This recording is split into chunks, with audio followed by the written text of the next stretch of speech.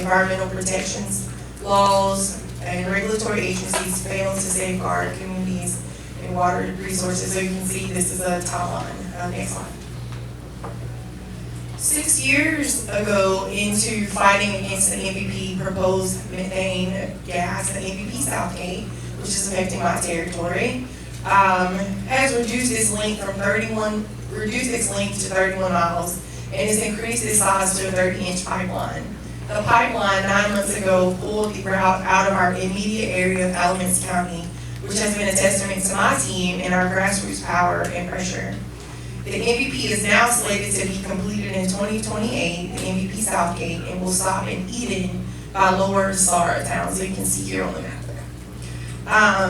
That is an indigenous history village of the Sara people who emerged with several Saponi communities back in the 1700s. Next slide. So I want to first talk about indigenous sovereignty. The Treaty of Middle Plantation governs our territories in Virginia and North Carolina. Tribal sovereignty refers to the legal recognition in the United States of America's law and the inherent sovereignty of American Indian nations. Our treaty, the Treaty of Middle Plantation, is not recognized by the United States federal government. However, as indigenous people of North Carolina and Virginia, we still recognize this in our community. Next slide. Indigenous sovereignty. So you can see here, all across South Carolina, North Carolina, and Virginia, we have different tribes. Indigenous sovereignty is what is referred to as the term, it is an art term of art. It is distinguishable from tribal sovereignty because it is not a nation-state recognition of inherent sovereignty under nation-state dominion. Instead, it arises from our indigenous traditional knowledge belonging to each indigenous nation, tribe, First Nation community, etc. It consists of our spiritual ways, culture, language, social and legal systems, political structures, and inherent relationships with our lands, waters, and everything.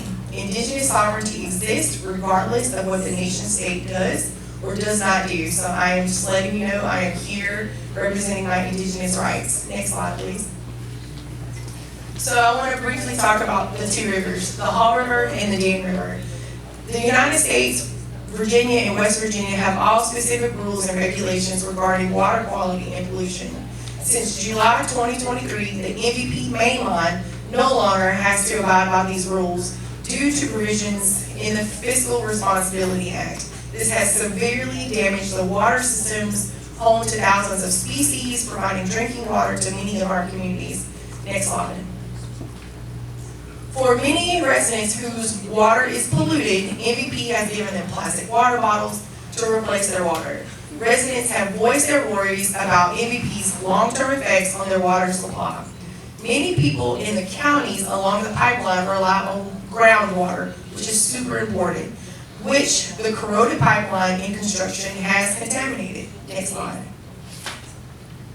Land impacts. So these are pictures from our beautiful Appalachian Mountains, and you can see they're just removing the tops of the mountains. This section of land has a unique type of topography called karst. The landscape is formed by acidic water dissolving limestone into unique features. The karst topography is characterized by dissolved bedrock, which creates features like underground cave systems, sinkholes, streams, and pools of water. Above this sit the Appalachian Mountains. Not only does this pipeline have to go up and down the steep slopes, which is generally advised against, but it also has to navigate the karst topography, which is generally advised against.